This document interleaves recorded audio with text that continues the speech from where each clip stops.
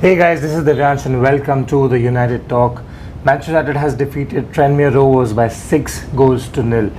And I'm not going to come out and say that it was a great performance by Manchester United because it is just Tranmere Rovers. And I know you can only defeat the team who's in front of you, but we've not been doing that. We lost to Burnley, we lost to Liverpool.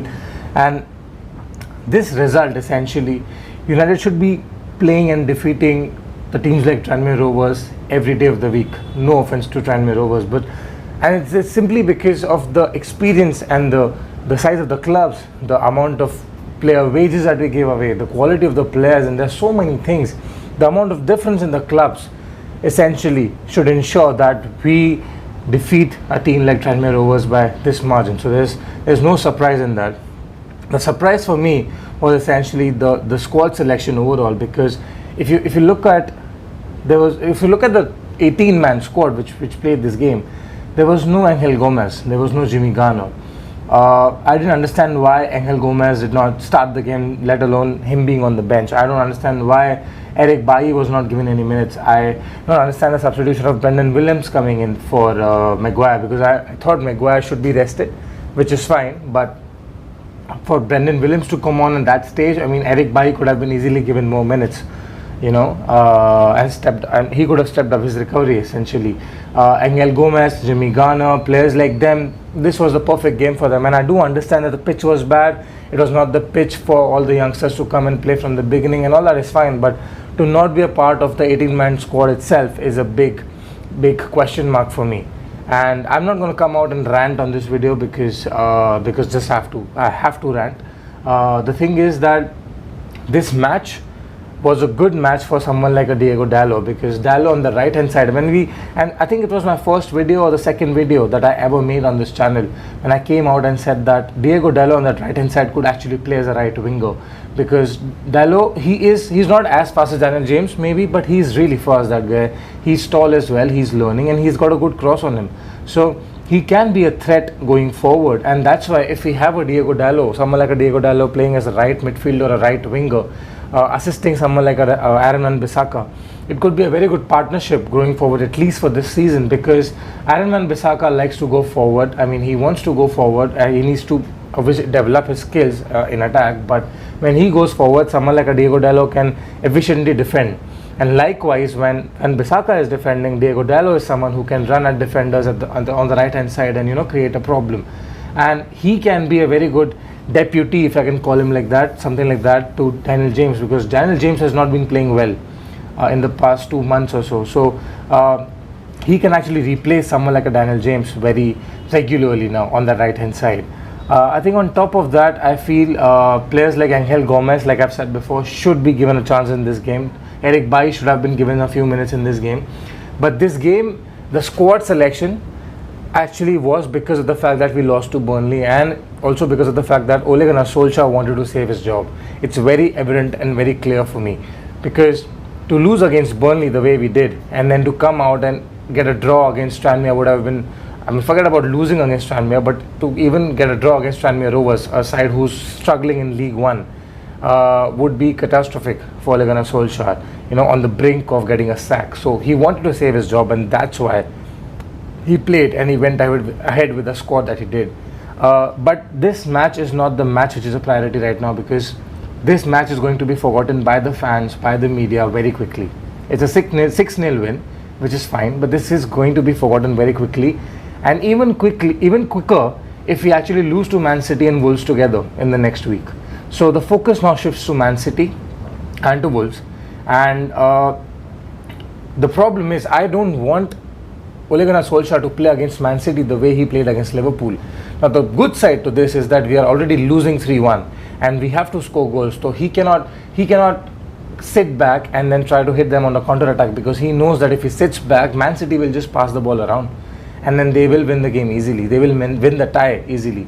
So he has to go out and do something, do some changes. So I think what my team should be, and here's what I propose the team should be to play against Man City. I would have a Sergio Romero in goal, because first of all, it's a cup match, it's a League Cup match, sorry. So Romero should get his chance, and more because of the fact that he's played well. He's looked assured for Manchester United whenever he's played for Manchester United, and right now David De Gea is not in the best form of his life. And Sergio Romero to me looks more confident on the ball than David De Gea. So considering it's a League Cup match, I think Romero should start. I don't think he will, but I think he should. Right back, it should be Aaron Wan-Bissaka, Lindelof, Maguire, and then Brendan Williams, Matic and Fred in the midfield. And then the front four, it should be Mason Greenwood, Anthony Martial, Juan Mata, and Andres Pereira. Simply because Daniel James, he's been found out. He only knows how to run. Right now, he's not even playing well. His confidence is low, and someone like a Juan Mata, who's played well in the past 3 weeks, whose confidence is high, he's experienced, and his creativity will be required in this match to break teams down. Then someone like Andres Pereira, because we need his kind of energy, but he needs to make those right decisions throughout the game. Of course, there's no brainer in telling you that Jesse Lingard should not start. He should be on the bench simply because we don't have anyone else to put out on the bench. But that should be my starting lineup. What happens essentially, my prediction would be that we don't win that game and we lose that game, we lose the tie. And the Wolves game we might just go on to win or maybe draw. But if you look at the next 3 games, we have Man City away, we have Wolves at home, and then we have Chelsea away before we get into Europa League action. So these games are going to define Ole Gunnar Solskjaer's next 2-3 months, simply because we also don't have players. We have done nothing in the transfer market so far. Bruno Fernandes was coming to Manchester United in the first week of January. He's still not come to Manchester United, and right now, if you're living under a rock, you should know this. United and Sporting CP, are actually about 10 million apart in their valuation of the player. I don't know whether it will be done or not. I think it will be done. I mean, I'm guessing it will be done just because Sporting need the money, but I don't know whether it will be done or not. On top of that, going back to the Man City game, and something that I'd like to add over there is that the reason I would not play a 3 at the back and maybe even start with a Juan Mata and Andres Pereira is also because Man City, the way they played in the first leg, you don't tell the same joke to the same audience twice, right? It doesn't work like that. So Man City is not going to play the same game against us. They're going to have something different in the bag, and that's what we need to counter. And they'll make sure that we don't counter attack. Guardiola will be expecting Daniel James to start, and he will make sure that he has something in place for Daniel James to not get those runs behind the defenders. So that's why I think Daniel James should be on the bench. Coming back, I think to what we were discussing and the transfer market, I think we are in the market for a striker as well, preferably on loan. The names that have been mentioned, Ighalo of Watford, who is on loan right now at Monaco, and Islam Slimani, Leicester. I don't know whether Slimani is on loan somewhere else or Watford. Ighalo is on loan somewhere else. I'm not even sure because I didn't even dig it up. Because I don't think these strikers are the options or the answers. They are not, and I don't know whether it's the media who's throwing the names forward just like that because we don't have any other strikers, and I can't believe that we didn't go for Zlatan Ibrahimovic, but that ship has sailed now. Carlos Tevez' name is mentioned, but I will not take that ass of a man ever again in Manchester United because he won the league with Manchester City. He rode the Man City bus in the Manchester town. He held the trophy with a sign of rest in peace Sir Alex Ferguson. I will never forgive him for that.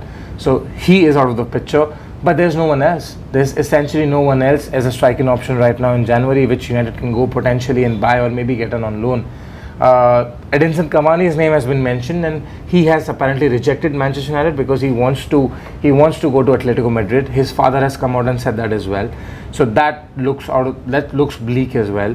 So I don't know where we are going in terms of the transfer market, because right now, if we don't buy anyone, I would believe that the board is not backing Ole Gunnar Solskjaer. I would believe that there are monetary problems at Manchester United, because for Manchester United to go on and spend insane amount of money on people like Matteo Darmian and people like Alexis Sanchez, and I know that Sanchez was a great player when he came to United, but the amount of wages that he got were insane.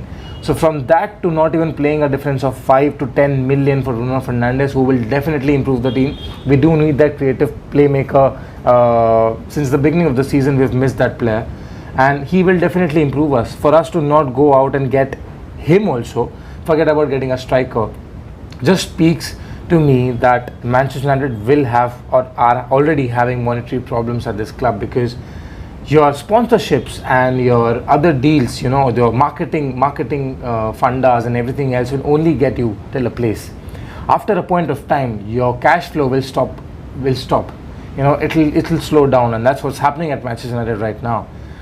So let's see how the transfer market plans out. But we do need players. If we have to compete in the Europa League to win a trophy, in the FA Cup, we need the players. I think Europa League is the best option for us to get a trophy right now, because I think we only have to get over Inter Milan as a strong team. There are many strong teams, but I think one of the best teams that come to my mind right now is Inter Milan, who's in the Europa League. So if we get over them, I think that Europa League could be us, the way we can play. But the problem is we don't have players right now. We don't know when players will be back.